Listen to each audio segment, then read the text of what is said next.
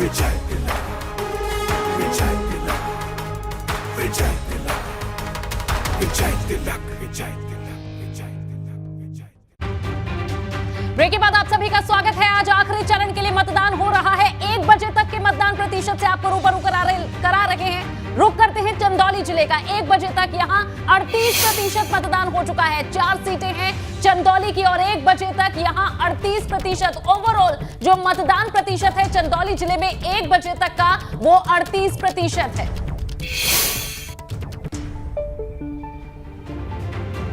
आइए अब चंदौली के विधानसभा सीटों पर नजर डालें। 38% तो ओवरऑल मतदान है। 4 सीटों की बात कर लेते हैं तो चंदौली जिला में 38% मतदान है। मुगल सराय 35%, सकलडीहा 37% और सैयद राजा 38, चकिया में 44 सबसे कम वोटिंग और सबसे ज्यादा वोटिंग हुई है। तो कुल मिला के ये रही 4 सीटों का हाल आपके सामने रख दिए। लेकिन वहां जमीनी हकीकत क्या है, हमारे सहयोगी शशांक जुड़ गए हैं, उनसे जानेंगे, पूछेंगे। शशांक, कहां पर किस विधानसभा सीट के किस बूथ पर मौजूद है और कैसी तस्वीरें हैं? इस वक्त हम हैं मुगलसराय विधानसभा के जगदीश सराय बूथ पर। आपको बता दें 4 विधानसभा में, चकिया विधानसभा में 4 बजे तक मतदान होगा। नौगढ़ जो नक्सल प्रभावित क्षेत्र है वहाँ 4 बजे तक मतदान होगा। इसलिए जो प्रतिशत ज़्यादा है चकिया विधानसभा का वो इसी कारण है कि वहाँ 4 बजे शाम को मतदान बंद हो जाएगा। नक्सल प्रभावित क्षेत्र है। उसके बाद आप मुगलसराय विधानसभा, सकलडीहा और सैयद राजा में जो मतदाता है वो बूथ तक आ रहे हैं। 1 बजे तक जो परसेंटेज है वो 38.51 है। तो ये माना जा रहा है कि 60 के पार जो है ये प्रतिशत होगा। और चुनाव आयोग और जिला प्रशासन ये प्रयास किया था कि अधिक से अधिक संख्या में मतदाता बूथ तक आए और अपने मत का प्रयोग करें। तो जो अभी तक 1 बजे तक का जो रुझान है उसके हिसाब से ये लगता है कि चंदौली में 60% मतदान संभव है, हो पाएगा। चलिए, शुक्रिया आपका शशांक तमाम जानकारी के लिए। तो चकिया में सिर्फ 4 बजे तक वोटिंग होनी है सुरक्षा कारणों की वजह से, इसीलिए मतदान प्रतिशत वहां 44% है, ज्यादा है। और इसी के साथ आगे बढ़ेंगे और रुक करेंगे अनु का। बिल्कुल, और जिस तरह से चलिए लता भदोही जिला की बात कर ले, 36% पूरा मतदान है। और भदोही के अगर विधानसभा सीटों को देखें आप तो भदोही में 36%, ज्ञानपुर ये सीट हॉट सीट है, यहाँ 35% मतदान हुआ है। और औराई की आप बात करेंगे तो 36% मतदान की खबर मिल रही है। तो ये है विधानसभा सीटों के वाइज अगर आप देखें कहाँ कितना मतदान हुआ है। अब आगे बढ़ेंगे, सोनभद्र का जिक्र करते हैं। 36% ओवरऑल है। और यहाँ विधानसभा सीटों को देखिए तो घोरावल में 30%, रॉबर्ट्सगंज में 42% ज्यादा है, ओबरा में 30 और दुद्दी में 41% मतदान हुआ है। तो कुल मिलाकर के ये सोनभद्र का ये पूरा अगर आप देखें किस तरीके से बड़ा अप एंड डाउन कंडीशन सी दिख रही है। घोरावल में 30, रॉबर्ट्सगंज में 42 और ओबरा में 30 और दुद्दी में 41। तो ये पैटर्न है इस वक्त सोनभद्र का। और दुद्दी आखिरी विधानसभा सीट है और यहाँ पर देखिए 41% मतदान है। और कुल मिला के ये पैटर्न आपके सामने क्या है वो भी हमने रख दिया। तो बिल्कुल पैटर्न आपके सामने है। और अब बात करें मिर्जापुर की तो वोटिंग को लेकर न सिर्फ पुरुष बल्कि महिलाओं में भी खासा उत्साह देखा जा रहा है। वहीं पोलिंग बूथ में आई कजरी गायिका उषा गुप्ता ने भी अपने गीत से लोगों को मतदान करने के लिए जागरूक किया। आपको दिखाते हैं एबीपी गंगा संवाददाता मोहम्मद मोइन की रिपोर्ट। और आपको बता दें ये इलाका ही जहाँ से कजरी का जन्म हुआ था। मिर्जापुर की बात करें तो यहाँ के जो वोटर्स हैं वो वोट डालने में कतई कंजूसी नहीं कर रहे हैं। दोपहर का वक्त है, तेज धूप है, लेकिन उसके बावजूद जो पोलिंग बूथ है वहाँ पर वोटरों की लंबी लाइन देखने को मिल रही है। ये देखिए ठीक सामने एक बूथ है जहाँ पर पुरुष मतदाता भी लगे हुए हैं और महिलाओं की भी लंबी कतार लगी हुई है। यानी कहा जा सकता है कि जो आधी आबादी है वो अपनी पूरी जिम्मेदारी निभाने में कतई पीछे नहीं रहना चाहती है। हमारे साथ उषा गुप्ता जी हैं जो कि कजरी गायिका हैं और इन्होंने वोटरों को जागरूक करने के लिए कई खास गीत भी तैयार किए हुए हैं। हम सीधे उषा गुप्ता जी से बात कर लेते हैं। आप बिना किसी भूमिका के जो आपने जागरूकता वाला गीत तैयार किया है जरा वो गाकर सुना दीजिए। आवे चला चली, आवे चला चली, वोट दई आई पिया, सबके समझाई पिया ना। आवे चला चली, वोट दई आई पिया, सबके समझाई पिया ना। चाहे धूप रहे भारी, वर्षा करे मान मानी, चाहे धूप रहे भारी, वर्षा करे मान मानी, अपने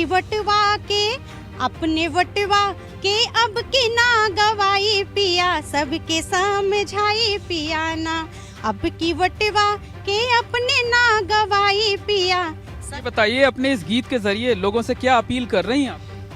कि चाहे धूप हो, बरसात हो, जाड़ा हो, गर्मी जो भी हो, हमको वोट देने जाना है और अपने अपने मत का प्रयोग जरूर करना है। तो अलग अलग अपीलें भी हो रही हैं। मिर्जापुर के बाद गाजीपुर की तस्वीर आपको दिखाते हैं। गाजीपुर में मतदान के दौरान लोकतंत्र को मजबूत करने वाली तस्वीर सामने आई। यहां व्हील चेयर के सहारे वोट डालने पहुंचे शख्स के बात की हमारी सहयोगी सनुज शर्मा ने। वोट की कीमत और वोट की ताकत समझने के लिए इससे बेहतर तस्वीर शायद कोई हो नहीं सकती है कि चलने में असमर्थ जरूर हैं, लेकिन वोट की ताकत भी समझते हैं और वोट की कीमत भी समझते हैं और वोट देना कितना जरूरी है ये भी समझते हैं, इसलिए वोट डालने आए हैं। सर, आपसे एक चीज जानना चाहूंगा, चलने में आप असमर्थ हैं लेकिन वोट की कीमत और वोट डालने आए? जी हाँ, वोट डालने आए हैं। अब भारत माता की रक्षा करने आए हैं और वही स्वाभिमान को ऊंचा करने आए हैं। हाँ, वोट देना आवश्यक है, इससे कीमत कोई हमारे सामने कुछ नहीं है। हाँ, हमेशा डालते हैं? हाँ, हमेशा डालते हैं। इस बार क्या मुद्दा रहा? इस बार ये है कि मातृभूमि का रक्षा करे, स्वाभिमान ऊंचा रहे और जो दायित्व हो वो ठीक रहे। तो ठीक, हिंदू मुसलमान सबको एकता जो करे वही जो है सम्मान के पात्र है। कौन किससे उम्मीद लग रही है? जो करेंगे वो। तो देखिए, लगातार वोटिंग जारी है और जौनपुर की बात करें तो इस बीच लोकतंत्र की खूबसूरत तस्वीर सामने आई जब घर की 7 महिलाएं एक साथ वोट करने पहुंची। इनसे बात की संवाददाता रतीश। 7वें चरण के लिए आज 9 जिलों में 54 सीटों पर आखिरी मतदान जो है वो हो रहा है और इसके बाद अब सबको इंतजार है 10 मार्च का। हमारे साथ उप मुख्यमंत्री केशव प्रसाद मौर्य।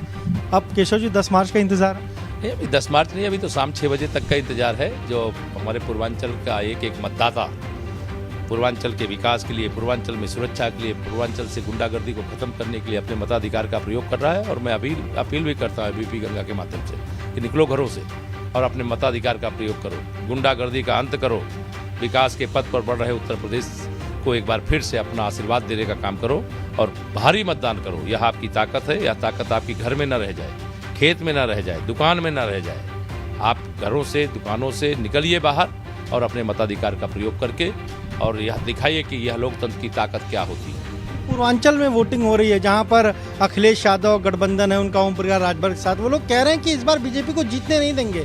54 में से 10 सीट भी मुश्किल बीजेपी जीत पाएगी। ये सब लंबी लंबी चौड़ी चौड़ी जो हाँक रहे हैं ना, 10 तारीख को आकाश से उतर करके जमीन पे नहीं पाताल की ओर जाएंगे। मुझे पूरा विश्वास है, जनता जानती है, ये सब परिवारवादी लोग हैं, ये जातिवादी लोग हैं, ये गुंडे, अपराधी और दंगाइयों के मददगार लोग करने वाले लोग हैं।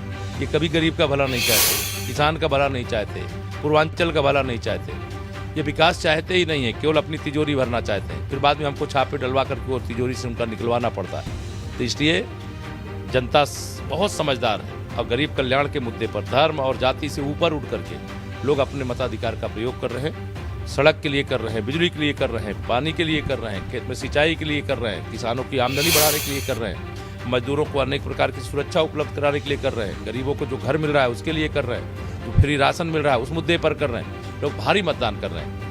जिस तरीके से प्रधानमंत्री वहां पर रहे 3 दिन तक, वाराणसी में रोड शो भी निकला, उसका भी फायदा मिलेगा क्या पूर्वांचल की सीटों पर? पूर्वांचल क्या, पूरे देश में फायदा। माननीय प्रधानमंत्री श्री नरेंद्र मोदी जी का कहीं पर भी रहना होता है तो पूरे देश के अंदर, पूरे प्रदेश के अंदर फायदा ही फायदा मिलता है। और माननीय प्रधानमंत्री जी का वाराणसी संसदीय क्षेत्र है और वह आसपास के सभी जिलों में गए हैं, उसका स्वाभाविक तौर से बहुत बड़ा असर है और उसका लाभ तो मिलेगा ही मिलेगा। और जनता भी अपने अधिकारों को समझी। मोदी जी अगर कुछ कहते हैं तो गरीब आदमी सबसे ध्यान से सुनता है कि अगर गरीबों का कोई मसीहा है तो माननीय नरेंद्र मोदी जी हैं, और नरेंद्र मोदी जी कुछ कहते हैं तो गरीब उसको सुनकर उसी के हिसाब से काम करता है। इसी से सपा बसपा वाले बौखलाए हैं, कांग्रेस वाले बौखलाए हैं। आज अखिलेश यादव ने कहा कि जो ऑपरेशन यूक्रेन जो बच्चे लाए जा रहे हैं उनका नाम इसलिए रखा क्योंकि पूर्वांचल में चुनाव था, इसलिए उसका नाम ऑपरेशन गंगा रख दिया। जिसको दृष्टि दोष होता है, जिसका मानसिक संतुलन ठीक नहीं होता है, वो ऐसी भाषा बोलता है। अरे गंगा मैया तो त्रिपदगामिनी है, स्वर्ग में भी, धरती में भी, पाताल में भी, सब तरफ बहती हैं। अगर गंगा के नाम से अगर कोई ऑपरेशन रखा गया और तिरंगे का मान सम्मान पूरी दुनिया में बढ़ रहा है तो उसका वेलकम करने की जगह और उस पर भी सवाल उठा करके अपनी मतलब बहुत घटिया मानसिकता का परिचय उन्होंने देने का काम किया है। यह चुनाव गरीब कल्याण के मुद्दे पर है, यह चुनाव कानून व्यवस्था के मुद्दे पर है, यह चुनाव व्यवस्था और अव्यवस्था के मुद्दे पर है और हमारी सरकार ने जो अच्छा काम किया उसके कारण से हमें भारी समर्थन मिला। आजमगढ़ में भी चुनाव हो रहा है। हमने अखिलेश यादव से कल पूछा था तो उन्होंने कहा कि 10 की 10 सीटें आजमगढ़ में इस बार सपा जीतेगी। ये तो अभी जब 10 तारीख को 10 बजे उनका 12 बज जाएगा तब उनको पता चलेगा। आजमगढ़ और पूर्वांचल और प्रदेश ने क्या जवाब दिया है उनको।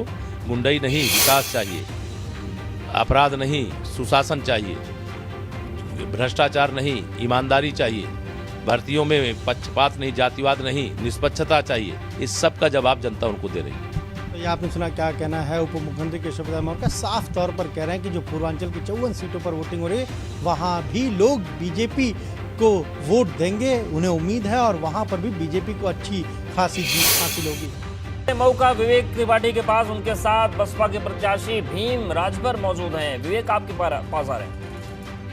विधानसभा चुनाव में बसपा को किंग मेकर के रूप में देखा जा रहा है। हमारे साथ बसपा के प्रदेश अध्यक्ष भीम राजभर जी हैं। राजभर जी, एबीपी गंगा में आपका स्वागत।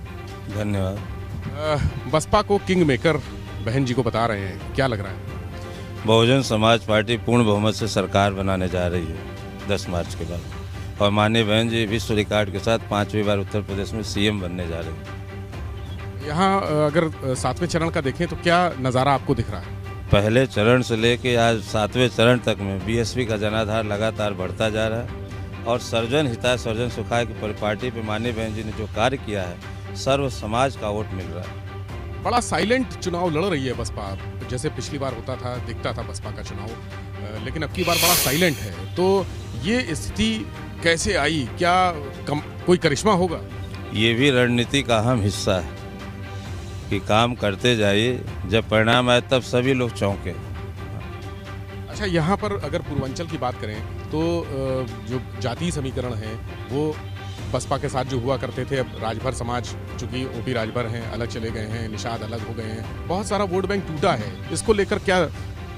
बहुजन समाज पार्टी तथागत गौतम बुद्ध जी के विचारों पे, मानवतावादी दृष्टिकोण पे चलती है, सर्वजन हिताय सर्वजन सुखाय की बात करती है। इसलिए सभी समाज का प्यार दुलार मिल रहा है, हर लोग बहुजन समाज पार्टी के संग जुड़ रहे हैं। तो राजभर जी, कितनी सीटें अब की बार बहुजन समाज पार्टी ला रही है? अब ये 10 मार्च को आपको मालूम चल जाएगा, 2007 का आंकड़ा पार होगा। अखिलेश यादव या योगी आदित्यनाथ सब तो 300 पार का दावा कर रहे हैं। हम लोग कथनी और करनी में बहुत ध्यान रखते हैं। माननीय बहन जी जो कहती हैं सरकार बनेगी, बनने जा रही। लेकिन ये कहा जा रहा है कि सरकार बनने वाली आप बात कर रहे हो, लेकिन ये कहा जा रहा है कि किंग मेकर की स्थिति में है। जब प्रचंड बहुमत से, पूर्ण बहुमत से आ रहे हैं तो सवाल ही नहीं बनता। बहुत शुक्रिया। हमारे साथ भीम राजभर थे जो प्रदेश अध्यक्ष हैं बहुजन समाज पार्टी के और मऊ के सदर विधानसभा क्षेत्र से चुनाव भी लड़ रहे हैं और उनका कहना है कि Bahujan Samaj party king maker नहीं, बहुत प्रचंड बहुमत से आ रही है और सरकार बनाने जा रही है। कैमरा से राजू के साथ विवेक त्रिपाठी, एबीपी गंगा, मऊ। और चलिए रुक करते हैं वाराणसी का। नीतीश हमारे साथ बने हुए। नीतीश, किस तरीके से मतदान चल रहा है वाराणसी में और क्या तस्वीरें निकलकर सामने आ रही है वहां से? मतदान जारी है और इस वक्त हम नगर निगम के बूथ पर मौजूद हैं। और ओदेश, एक बार और से फिर से दर्शकों को मैं बता दूं कि 6 बजे से शाम 6 बजे से लगातार एबीपी गंगा का एग्जिट पोल हम चलाने जा रहे हैं और दर्शकों से ये अपील है कि वो इसे जरूर देखें। हमारे साथ काशी के लोग भी मौजूद हैं। तो मतदान कर लिया आप? हाँ, मतदान कर लिया मैंने। तो मुद्दे क्या रहे? मुद्दे विकास था, लॉ एंड ऑर्डर था। प्रधानमंत्री जी के द्वारा जो भी आज भारत को सम्मान मिल रहा है पूरी दुनिया में, ये बहुत सारी चीज़ें, लोगों को मुफ्त में राशन, 24 घंटे बिजली, आयुष्मान कार्ड, अच्छे अस्पताल, स्कूल, सड़कों, ये सारी, और लॉ एंड ऑर्डर, ये सारी चीज़ें जो भी हो रही हैं। तो उत्तर प्रदेश में जो पिछली सरकारों ने, चाहे समाजवादी पार्टी की सरकार रही हो, चाहे कांग्रेस की रही हो, चाहे बसपा की रही हो, लेकिन उन सरकारों ने पिछले 70 सालों में कोई विकास का कार्य नहीं किया। जो लॉ एंड ऑर्डर था वो एकदम चकनाचूर हो गया। तो मेरी माताएं बहनें वे बुरी तरीके से प्रताड़ित होती थी, अपमानित होती थी। लेकिन योगी जी की सरकार में लॉ एंड ऑर्डर, गुंडे, अपराधी, ये सारे के सारे जेल में है या तो प्रदेश छोड़कर। शाम 6 बजे से एबीपी गंगा एग्जिट पोल चलाएगा और ये जानना चाहते हैं, जो आपने आज वोटिंग की है वो वोटिंग किन मुद्दों को आधार बनाकर की? विकास को सबसे महत्वपूर्ण मुद्दा था, विकास के बाद सुरक्षा व्यवस्था, और जो माफियाओं के खिलाफ योगी जी ने आंदोलन किया और चलाया, इनको अंदर किया, ये एक बहुत बड़ा कार्य था, इन पर नियंत्रण करना। यानी बुलडोजर भी मुद्दा था। बिल्कुल बिल्कुल। आपसे जानेंगे, वोट दिया आपने? बिल्कुल वोट दिया। वोट दे दिया। हमारा वोट योगी जी के लिए है और